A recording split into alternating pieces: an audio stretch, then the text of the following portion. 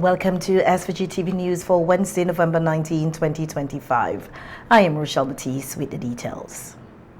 4 years ago today, the government of St. Vincent and the Grenadines implemented its COVID-19 vaccination mandate for selected categories of frontline workers. The policy, introduced during the height of the pandemic, required employees in key public sector roles to be vaccinated in order to remain on the job. Many public servants refused to comply with the mandate, including more than 200 teachers, leading to terminations that triggered widespread public debate, protests, and several legal actions challenging the government's decision.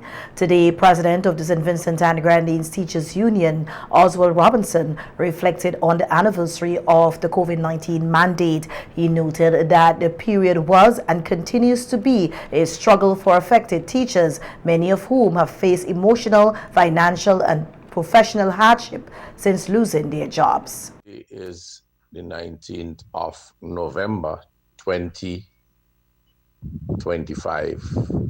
So this is the anniversary of when the government decided to fire the public sector workers here in St. Vincent and Grenadines, of which 212 teachers were affected, their families, the students in the classroom, which these teachers were laid off the job by the government.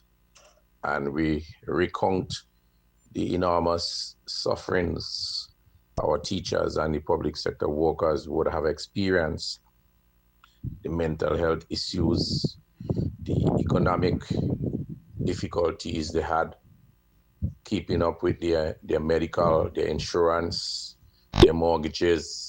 Adding to the ongoing legal battle, the Eastern Caribbean Supreme Court last week granted leave for the dismissed public sector workers to take their case to the Privy Council, the region's highest appellate court. The decision has been welcomed by the SVGTU and other interest groups who view it as an important step towards securing what they believe to be justice and reinstatement for the workers. We continue to be in solidarity with our teachers and the workers here in St. Vincent and Grenadines.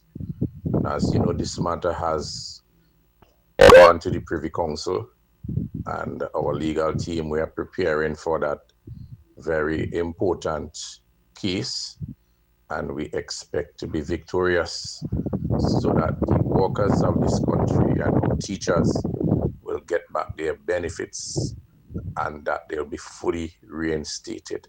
An expectant mother from Bequia has made history as the first person in the region and in St. Vincent and the Grenadines to receive a fetal echocardiogram performed by pediatric cardiologists from World Pediatrics.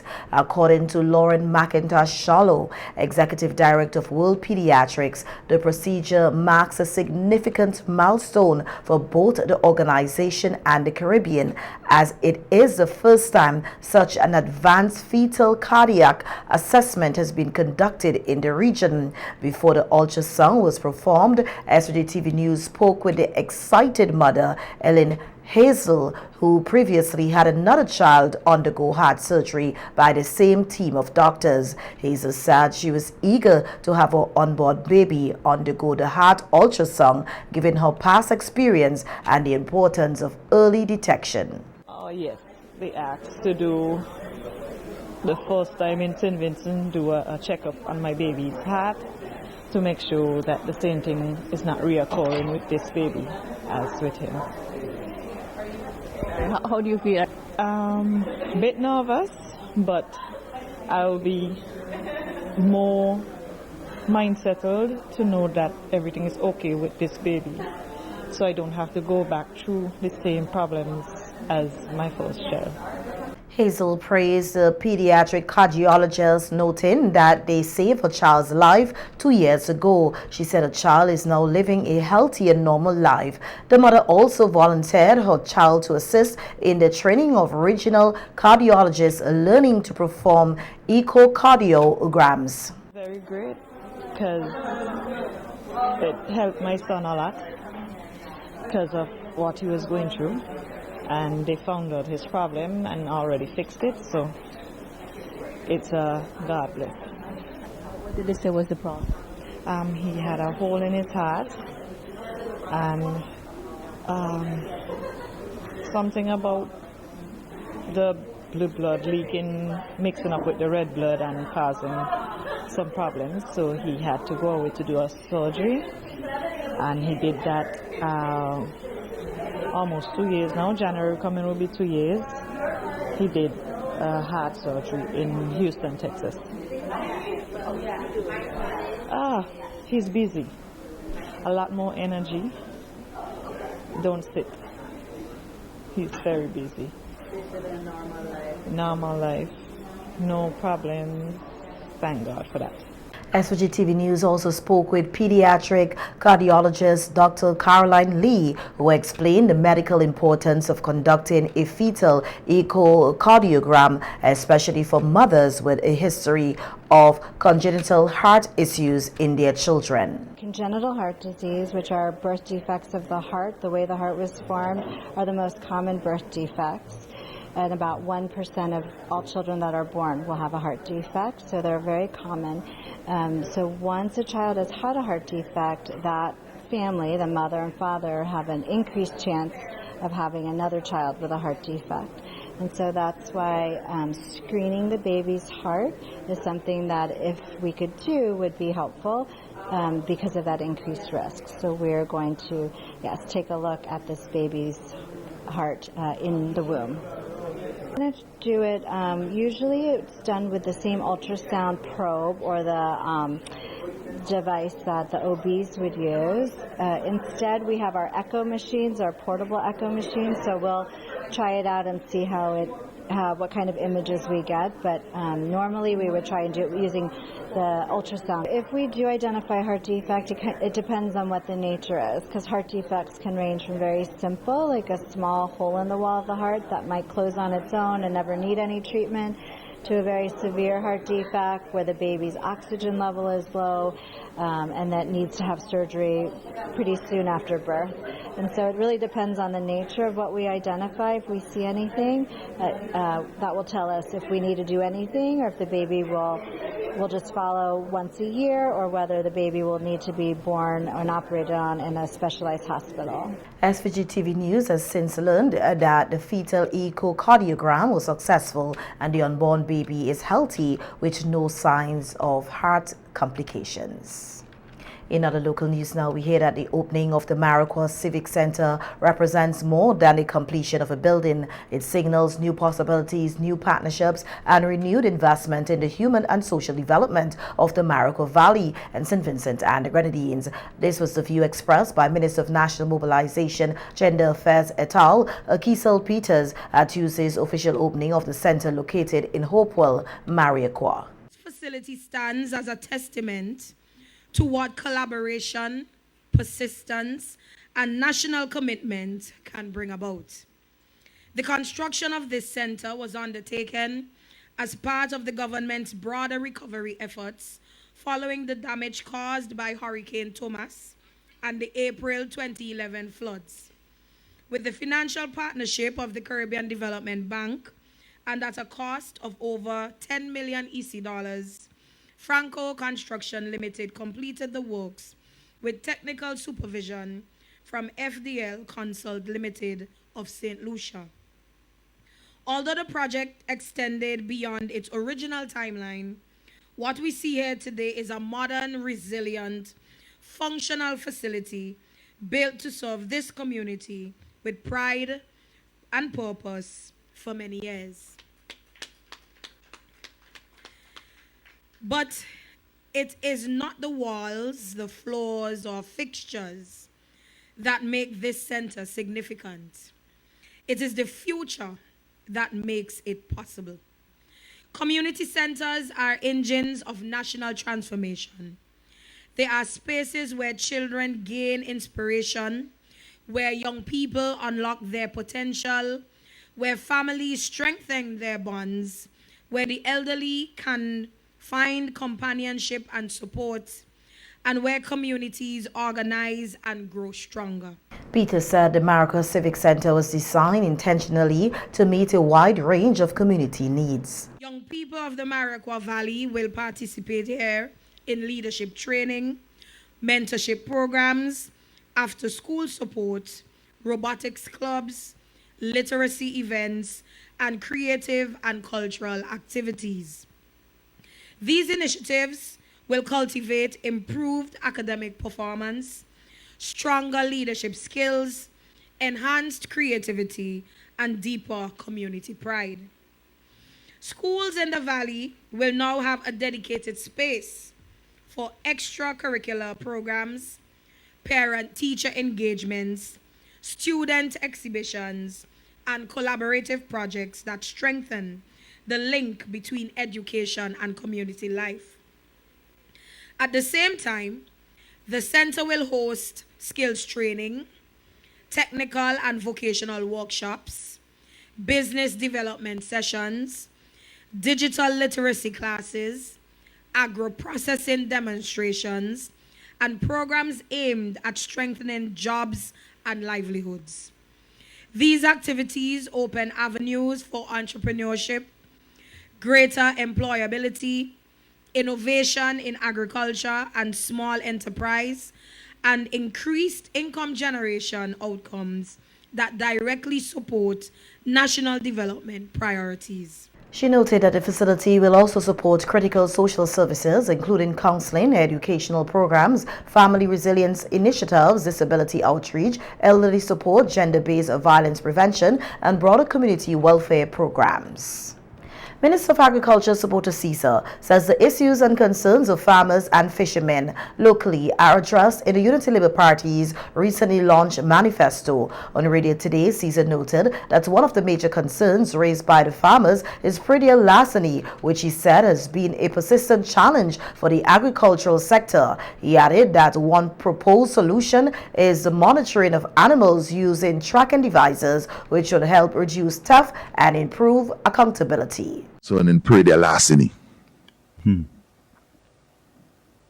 Because, you know, there are some persons who, when the farmers plant, they want to reap. They don't want to plant, but they want to reap. This document is addressing that. It says that we're going to create a digital tracking licensing arrangement, and we're going to revisit the legislation and provide stiffer penalties to address predial larceny.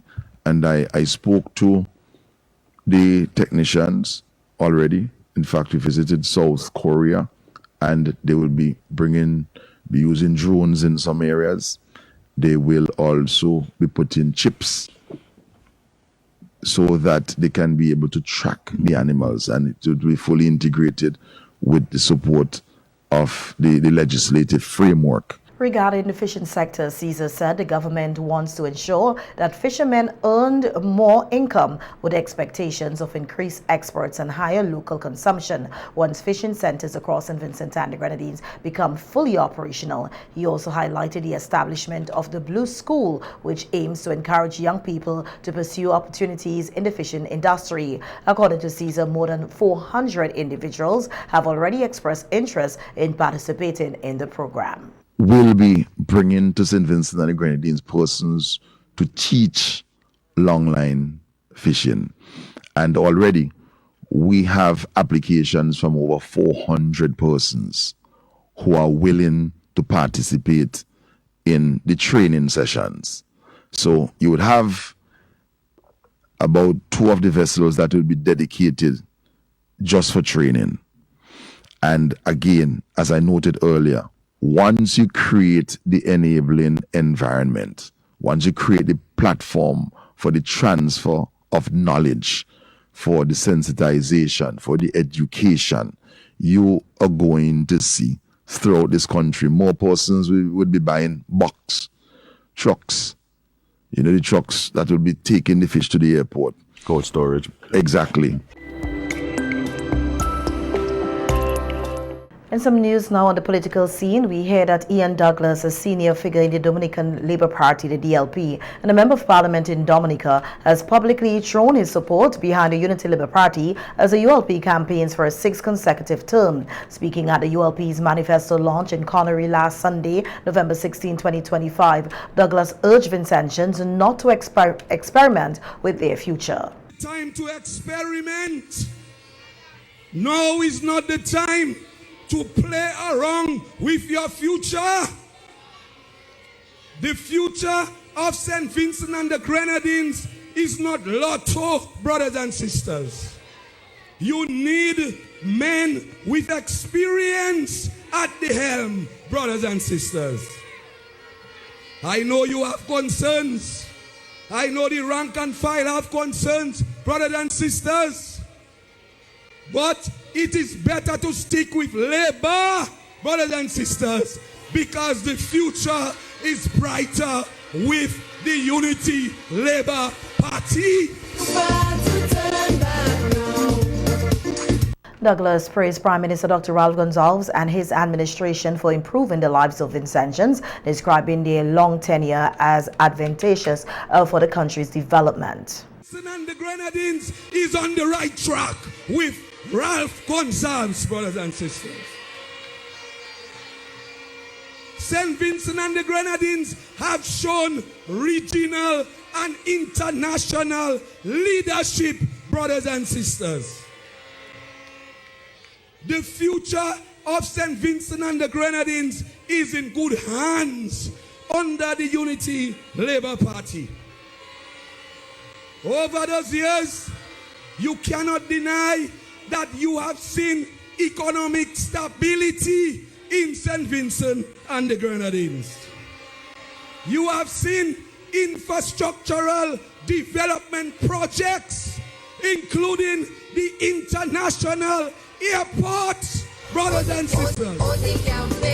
And East Kingstown deserves a leadership that understands the pain endured by its people, says incumbent New Democratic Party candidate Dwight Fitzgerald Bramble as he addressed supporters during a village meeting on Monday night.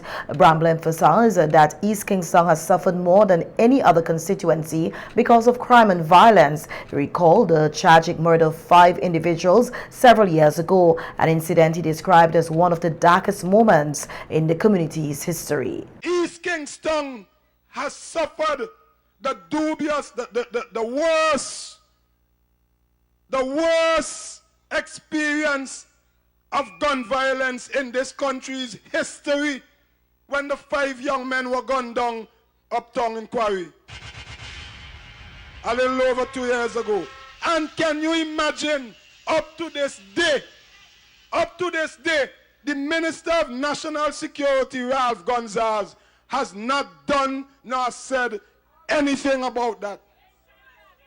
We know right here in our communities, Sion Hill and other parts of East Kingstown, we have suffered. Our citizens, our residents, our brothers, our sisters, our aunties, our uncles have suffered because of crime and violence.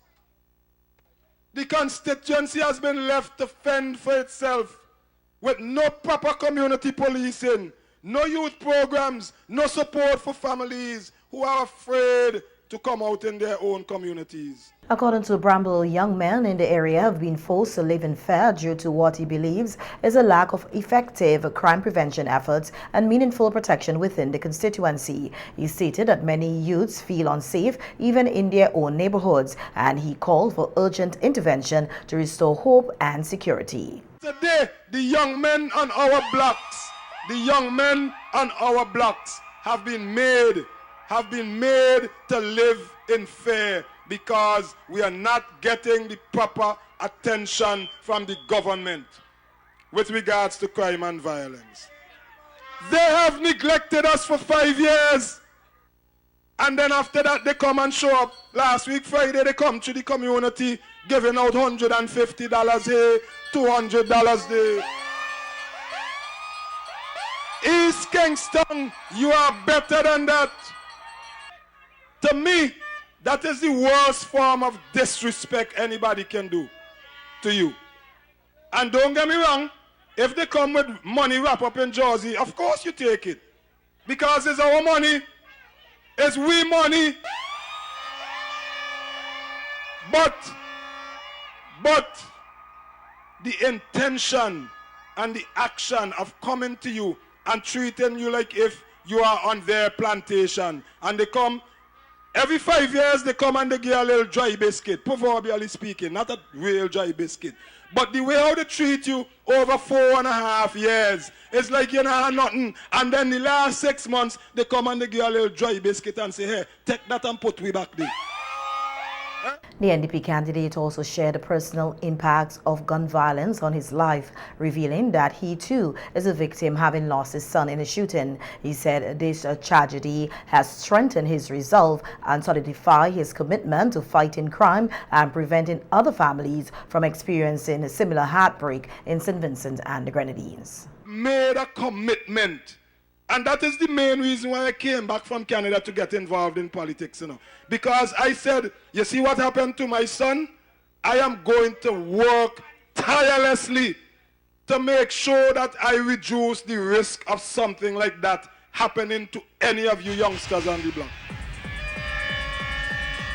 And I guarantee you, as long as I have breath in my life, inside of Parliament or outside of Parliament, I will not stop working to improve the conditions and the opportunities for the young men on the blocks. Don't get me wrong. It doesn't mean that I am going to ignore the other residents, the mothers, the grandmothers, the children, and so on. That's not what I'm saying. But I am saying if we can make conditions better for the young men on the block, we are making conditions better for all of us. And that is my commitment. Bramble added that the NDP is prepared to introduce stronger community-led, safer strategies and improve support systems for families affected by violence should it form the next government. He urged residents to rally together and demand leadership that prioritizes their safety and well-being. The Unity Labour Party candidate for North Windward, Dr. Grace Walters, delivered a strong defense of the administration's performance during a community meeting held in Sandy Bay last night, stressing that the constituency has benefited significantly from 25 years of consistent development. Walters emphasized that a recap is needed to remind residents of the progress made, noting that the work of the ULP government has transformed North Windward in ways that should not be forgotten. Nothing has been done. What about the roads that were done in the various villages? What about the Garifuna radio station? What about the resource centers? The upgrade to the Owia Salt Pond to make it more tourist friendly? What about the Owia Fisheries facility?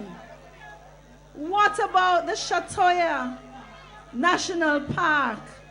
What about the bridges? And yes, what about the Rebuka Bridge? What about the biotech park at Orange Hill? The repairs to the houses following storms and other natural disaster? What about the distribution of lands to build homes and houses? What about the low-income houses that were distributed? Comrades, a lot has been done by this administration. Walters stated that continued discussion about this progress is necessary so that those who don't know or can't see would be aware of what they are coming from. We will not be misled. We will remain focused, and we will continue to highlight the work of the Unity Labour Party to those people who choose not to see, or those people who refuse to see the progress, or for those people who genuinely do not know. Because, you know, there are some people who may not know. So we have to continue to speak about the progress that North Windward has made under the Unity Labour Party. Progress and development that will continue when the Unity Labour Party is returned into office following the election, after you go to the polls and vote solidly for the Star.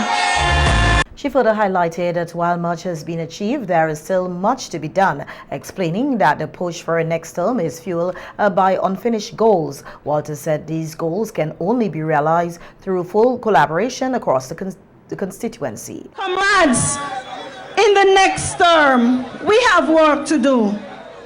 And we're going to work together to continue to build this constituency, the constituency of North Windward. We're gonna focus on education. We're gonna strengthen the opportunities for education to develop competencies in a more inclusive way, in a more inclusive approach to capture all levels and all stages of education, including academics and skills, focusing on education, comrades. We are also going to improve healthcare, expanding the health services with upgrades to our health clinics, including Overland, which is already on the way in terms of the designs and the plans and contracts being prepared to have that on the way very soon. And we're also going to work on a new facility for Sandy Bay. Among the targeted priorities she outlined were expanded housing initiatives and improved land distribution programs, areas she believes are essential to advancing North Windward's development. Walters encouraged residents to stay focused, remain united, and continue supporting the administration's vision for long-term progress. And the New Democratic Party candidate for North Windward, Siobhan John, told residents at a village meeting in Fancy on Monday night that the time for the NDP is now. John, referencing the Bible during her address, said she believes the moment has come for the NDP to assume the reins of government. She highlighted her involvement in community building initiatives, particularly through sports, which she said have played a key role in uniting residents. According to John, these programs have suffered from years of neglect under the ruling Unity Labour Party government, especially in communities such as Fancy, which she argued deserve greater investment. And we could go back in the Bible days when the people were in 40 years in the wilderness, but the time come and they were delivered.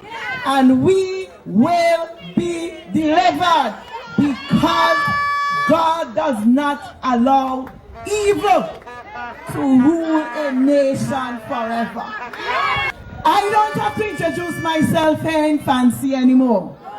Every little child knows who Siobhan John is. And it is not even since I entered politics.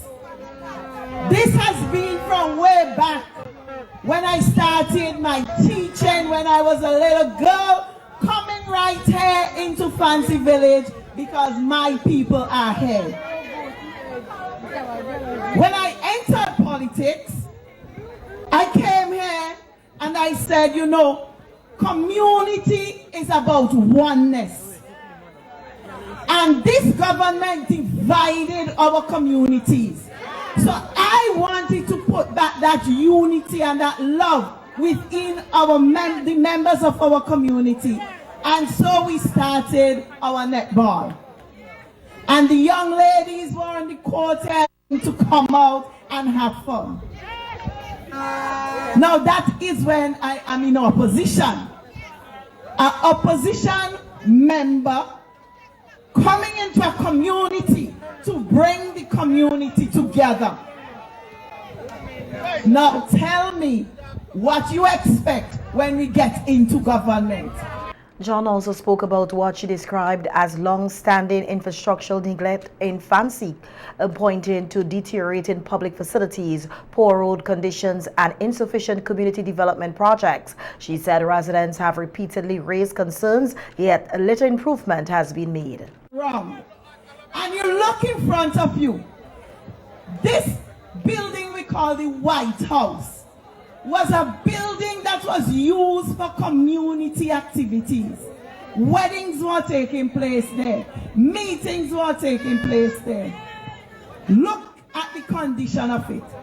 Fancy people, that alone will tell you that this government does not care about you. That building alone, every time you look at it, it is a sore eye. The New Democratic Party will take that building and make it into an innovation hub that the young people can get access to whatever funding and skills that they need to go there and ensure that they're well occupied. That's what the New Democratic Party will do. And they will tell you we build roads. Yes, they came in and they built Cottage Road, which we are well grateful for. We're grateful for it. All right? Okay? So they will come and brag about that. But when we had the rock gutter tragedy, a road was cut leading to the cemetery, the new cemetery. And up to this day, 10 years later, people have to still walk in mud when they're going to bury their dead and the rain is coming, rain is falling. What a shame. It means 10 years later, just to complete that road, nothing has been done. The NDP candidate further renewed her call for the installation of guardrails in areas considered high risk throughout the constituency, including the stretch of road at Rock Gutter, where a tragic accident occurred 10 years ago, claiming the lives of several students. John emphasized that such safety measures are essential not only to honor the memory of those lost, but also to protect current and future road users. She stressed that other parts of North Windward also require similar safety infrastructure to safeguard residents. Talking about Rock Gutter, when the Rock Gutter tragedy struck, they came up with all their niceties, all the KFCs and what's not, right? Man, and they come and they wine and dine people here. All the promises were made because it was an election year too. We would have thought that a caring government would have gone to Rock Gutter and put up some road barriers there. And they would have looked at the other sites leading out of Fancy and also installed road barriers. 10 years later, the same open space is there. Nothing has been done. What a shame. What a shame on this government. They don't care about you. Starting from Owea and coming into Fancy, the place dark like pitch. Anybody walking there, security risk. You're driving there, it's a security risk. I am saying to you, and if you look in my manifesto, local manifesto from since last election, I wrote in that manifesto about lighting public spaces. And between Owea and Fancy, we need street lights. And we will install street lights in those areas so that you can be safer.